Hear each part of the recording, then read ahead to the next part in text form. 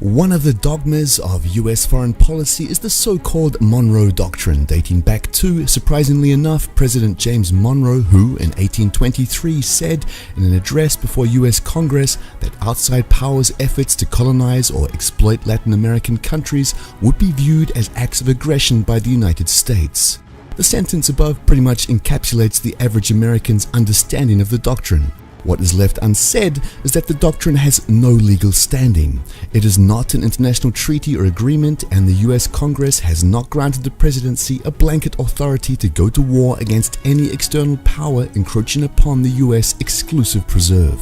What is equally left unsaid is Monroe's quid pro quo. The US would likewise refrain from meddling in European politics, which radically changes the actual meaning of the doctrine.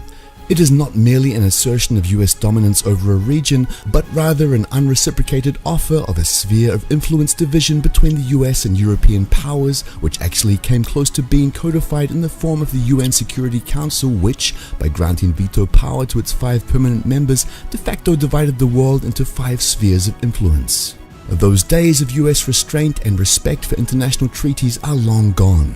On the one hand, successive US administrations invoke various open-door doctrines in order to intervene in every corner of the planet, usually with dire consequences, while at the same time seeking to preserve the Americas for the US to exploit and colonize and deprive the sovereign states of that region the right to choose their allies and economic partners. Naturally, from the perspective of international law, such unilateral actions are untenable, and accepting them would set the precedent of recognizing the US as a privileged international actor, in effect making American exceptionalism an internationally acknowledged reality. This is the context in which Russian military installations in Latin America ought to be viewed. From the military point of view, their presence is as, if not more, important for political reasons than military ones. These installations include the Lourdes Radio Electronic Reconnaissance Center, which became operational in 1967, collecting intelligence for the GRU, KGB, and the Soviet Navy.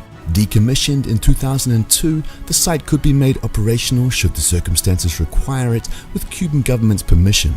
At the moment, there are no plans to do so, however.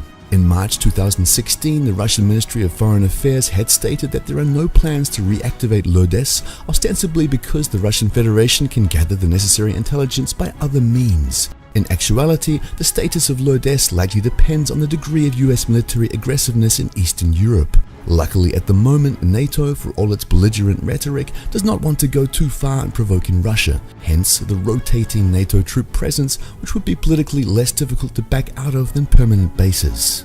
While the status of Lourdes is frozen, another project, this time in Nicaragua, is moving forward. Russia is establishing a GLONASS navigation system station in the country, a move that instantly led some in the US to claim it is a reconnaissance installation. The station is part of a larger package of Russia-Nicaragua cooperation that also entails the provision of 50 T-72 tanks to the country. In the preceding years, and most recently in 2013, Nicaragua has been visited by Russian strategic bombers that have also took the opportunity to visit Venezuela. Collectively, these measures are relatively modest and are not comparable to US initiatives in Eastern Europe.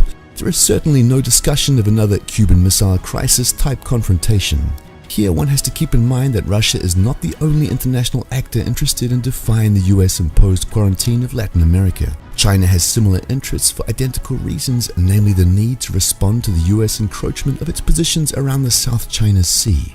China's interest in Latin America has also been evidenced by the discussions of a so-called Nicaragua Canal that would offer an alternative to the US-controlled Panama Canal, an initiative that Washington also strongly opposes. Therefore, if the US provocations toward both Russia and China continue, Latin America could very easily become a catalyst for closer security cooperation between the two countries.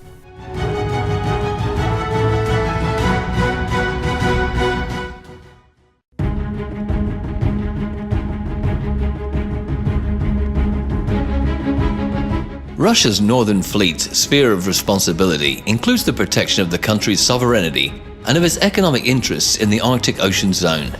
To this end, the fleet has at its disposal not only powerful surface ships, submarines and aircraft, which make it the most powerful of Russia's 4 fleets, but also a sizable land component in the form of 2 motorized rifle brigades.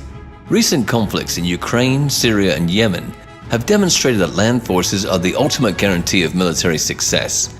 And even though any conflict in the Arctic will be fought mainly by naval and air forces, the decisive role would still fall to the land component, which is why the Northern Fleet has a sizable force at its disposal.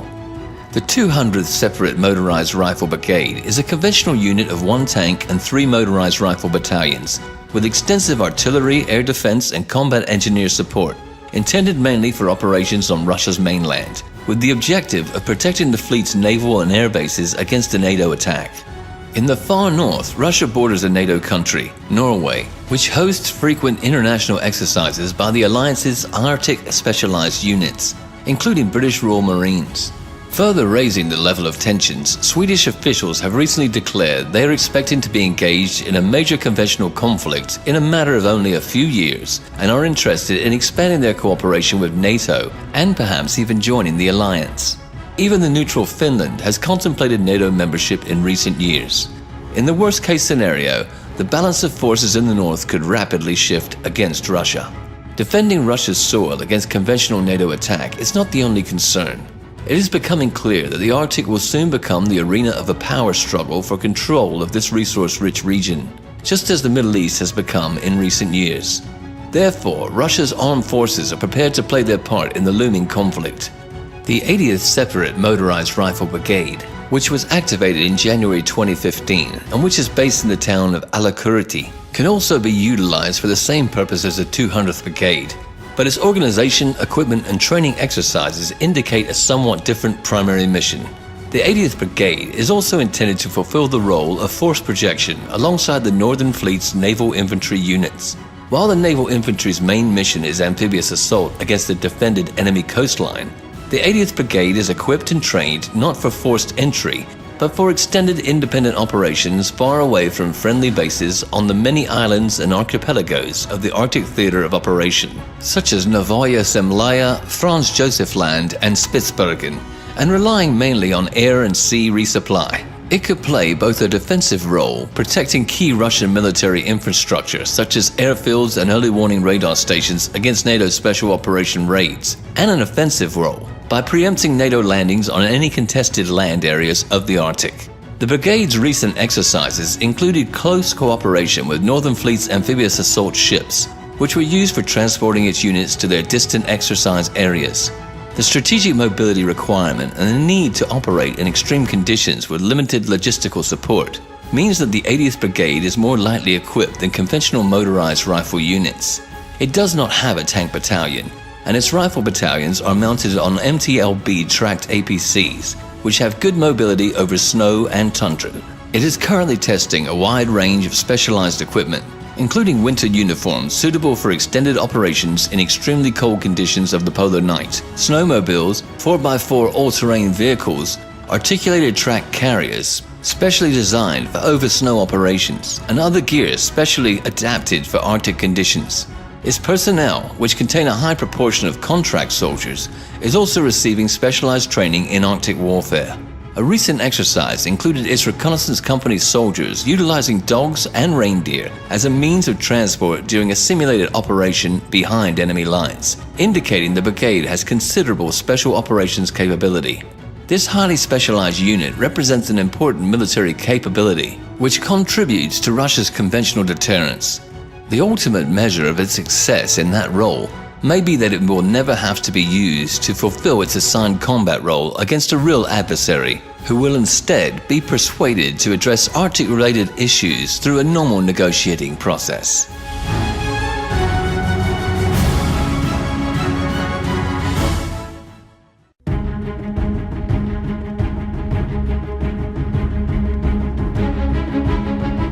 Russian cruise missile strikes against ISIS targets carried out by a combination of air and naval assets drew attention to a relatively obscure component of the Russian armed forces, namely the Caspian Flotilla. While it is not a very large military force, its importance is much greater than numbers would suggest, as its mission cannot be accomplished by other forces of the Southern Military District. The core of the force are 2 Gepard light frigates, Tardistan and Dagestan, 1 Molniya missile corvette, 3 Bullion gun corvettes, and 3 Bullion M missile corvettes supported by several smaller gunboats and minesweepers. Dagestan and the 3 billion Ms are the Caspian Flotilla's long arm, as each of the 4 ships carries 8 launch tubes for the Onyx and Caliber cruise missiles, which gives the ships the ability to strike targets 3,000 kilometers away. These 4 ships launched a total of 44 Caliber missiles against ISIS targets in Syria in 2 separate operations. 6 more billion M ships are to enter service with the Black Sea Fleet by 2018 to hold in check U.S. anti-ballistic missile installations in Romania, and since the 2 seas are connected by the Volga-Don Canal, permitting ships with drafts of up to 3.5 meters to travel between the seas, all 9 billion M ships with a total of 72 cruise missile launch tubes could be concentrated in either of the 2 seas if the situation requires. The Caspian Flotilla also has a ground component in the form of 2 naval infantry battalions supported by 8 small amphibious assault craft capable of carrying 1 complete battalion in a single lift, which gives the flotilla an ability to deliver troops quickly to any point on the Caspian Sea's coastline, supported by the rapid-fire artillery and multiple rocket launchers of the frigates and corvettes. The one weakness of the flotilla is that its ships have weak air defenses and therefore would have to rely on Southern Military District land-based air defense and fighter cover. Nevertheless, it is easily the most powerful naval force in the Caspian, even when it is not reinforced by Black Sea Fleet units. While the cruise missile capability is what earned the flotilla its media exposure, it also carries out many other missions which are just as important. It protects the Caspian Sea pipelines and drilling installations against terror attacks and covert actions by unfriendly states, prevents piracy, smuggling, and illegal fishing operations. The presence of the Russian ships in the Caspian deters other countries from attempting to resolve disputes over drilling rights through violence and guarantees Russia the ability to maintain a maritime route to Iran, even in the face of opposition by other Caspian countries. The flotilla's pacifying presence is an important factor promoting Eurasian integration and preserving the security of the new Silk Road, and also a barrier against Turkey's attempts to establish its own sphere of influence in Central Asia. The final role of the Caspian Flotilla may become more important in the coming years, considering the recent increase in tensions between Russia and Turkey. 3 of the countries bordering the Caspian Sea, Kazakhstan, Azerbaijan, and Turkmenistan, are members of the Turkic Council and have sought military and technical assistance from Turkey and the United States. The Islamic State's activity in Afghanistan is on the rise, and ISIS international sponsors might decide to use it to destabilize post-Soviet Central Asian states in order to distract Russia from other global issues. The fact that the economics of Central Asian countries are being hurt by the drop in oil and natural gas prices make them susceptible to destabilization. All of these factors mean that the Caspian Flotilla will remain on the front lines of the current global hybrid war for years to come.